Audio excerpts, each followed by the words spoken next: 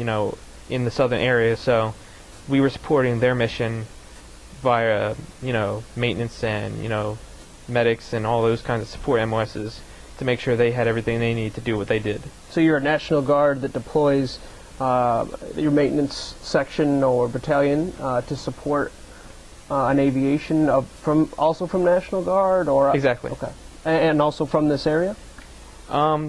When a National Guard deployment happens, they draw from pretty much anywhere they can get, a warm body. On my first deployment, they were soldiers from Tennessee, Kentucky, Idaho, all over the place.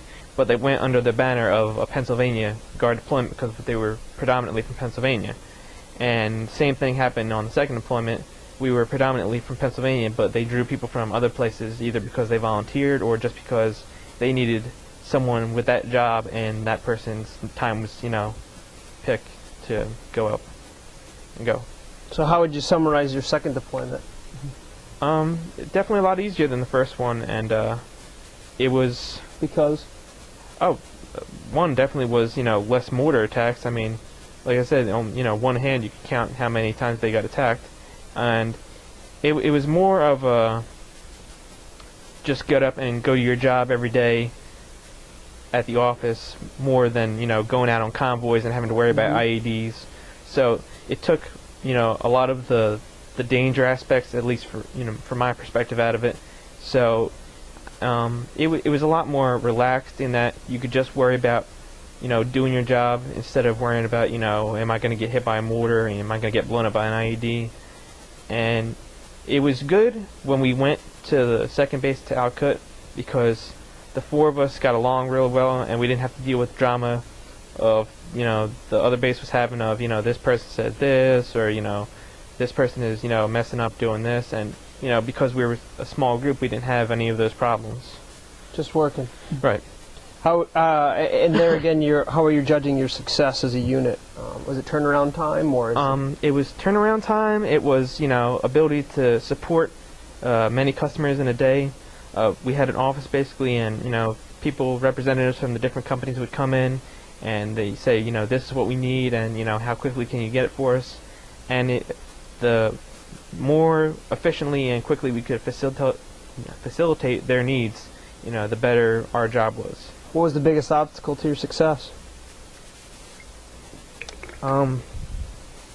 Just the lack of people that we had. Personnel. Yeah, that everyone had to multitask. I mean, if you were doing this job, you also had to be remembering that you had this job, and this job also to do as soon as you were done this one.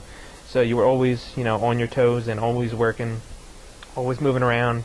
And the 24-hour operations for the first 2 months that we were there, I mean, that made it really tough because just like mentally you get exhausted, especially not having a day off. I mean, it starts wearing on you.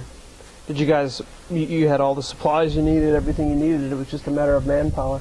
Well, supplies, that's up to the Army to make sure you get the supplies to do your mission, because, you don't really have control of that. You just, receive them and distribute them.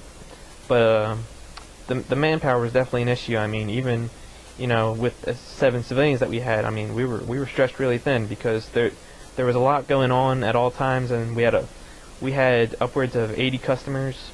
So, I mean, that's a lot of work to do for, such a small group of people. As your for this deployment, was there the same demobilization week? It was a little bit longer than the first deployment's demobilization, and it was at Fort Dix instead of at Camp Shelby. So we were close to home, and everyone just wanted to get out of there. So there was a lot of temptation. Were you staying on post at that time? Were you staying at Fort Dix? Yeah, we were on lockdown again at Fort Dix. Could families come to see you if they were in the area? No. No one was allowed to come on or go off. And, I mean, some people did it anyway and, didn't get away with it, but you weren't supposed to. And was there any noticeable difference in that demobilization week from one deployment to the next, where they had fine-tuned or changed? No, it was pretty much still check the box, and they made it a little bit quicker, but they had also added more things on since 2005. So, while it was quicker, it was also longer. So it was, again, a case of everyone just wanting to go home and not being able to, and it just, wore on people that, they have to go through even, more stuff after they just got done a year of being overseas. So, what was the typical medical processing for you guys? Was it just a doctor would see, or a nurse, or? Pre-deployment, there's a very, very long medical process. I mean, you get everything checked, your vision, your hearing, your dental. I mean, la-di-da-di, everything is checked, up and down. Mm-hmm. And post-deployment, it's sort of the same, but it's not as stringent because they're only worried if you have like a problem, like if you were injured or if you have some kind of chronic pain that you're experiencing because of like wearing the battle armor every day, mm-hmm. Or something like that. That they are concerned with, fixing long-term problems, so it's not an issue later for you. But if you're in good health, it's not that much of a big deal. It's mostly a check the box kind of thing. But no actual physical screening or a physical? There's some screening, like you do a vision and a hearing screening, I'm pretty sure, in demo, but they're not trying to, catch you on anything. If your marks aren't, like, amazing, they're not going to, get on you about it. Yeah. And, but in mobilization, you have to meet, certain standards because, they need you to be a certain, standard before you go. Okay. And after you got back from your second deployment, you're back at Westchester now? Yeah. How was that? I actually had to miss the January semester because we came back like late December, and there was a small window I could have applied, but it was the choice of do I go right back to Westchester after I come back from a deployment, or do I take my leave and relax a little bit? And I took take the leave and relax a little bit. So what did you do? A bunch of different stuff. Went on a small vacation. Not anywhere special, just like to the beach every couple weeks or something like that. But just basically kind of try to relax and unwind and get myself ready to go back to school and get my apartment lined up and stuff like that. And then I came back in September. And how's it been so far? It's been good. It's hard to try and take notes because I'm not used to like writing that much in the military because we do a lot of things on the computer now.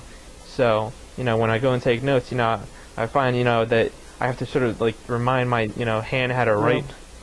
But other than that, it's going like I thought it would. You notice anything different from when you first came to Westchester till now? Sanderson's gone. The quad's a lot different. How so?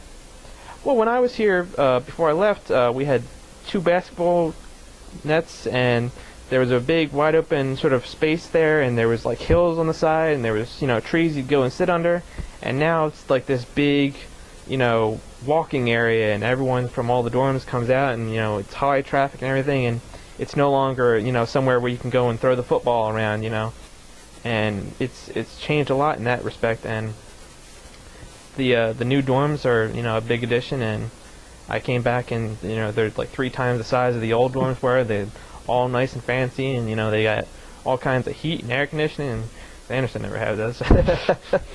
But yeah, there was a lot of things different.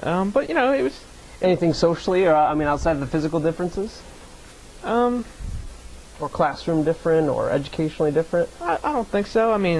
I can't speak for everyone because I only take certain classes. But from my perspective, it was pretty much the same as it was when I left. Yeah, I don't see anything different educationally wise. What are your goals moving forward? What are your plans? Or you're still in the Guard now, correct? Yeah, probably gonna pick up RTC maybe next semester or the semester after that, and get my commission by the time I graduate here. And but yeah, I'll definitely be doing the rest of my education over the next couple years probably here at Westchester. And I say years because I'll probably get deployed again. But is there another deployment on tap that you know of? Yeah, there's one coming up sometime in 2012, so not looking forward to that, but part of the game? Yeah, part of the game. Is there anything about the military that you feel gets misunderstood, or your experience that gets misunderstood? Well, I don't know if I'd say misunderstood. I think it's sort of like a lack of understanding. Most people see the military as something that, just people that, want to go and shoot guns, I'm generalizing there.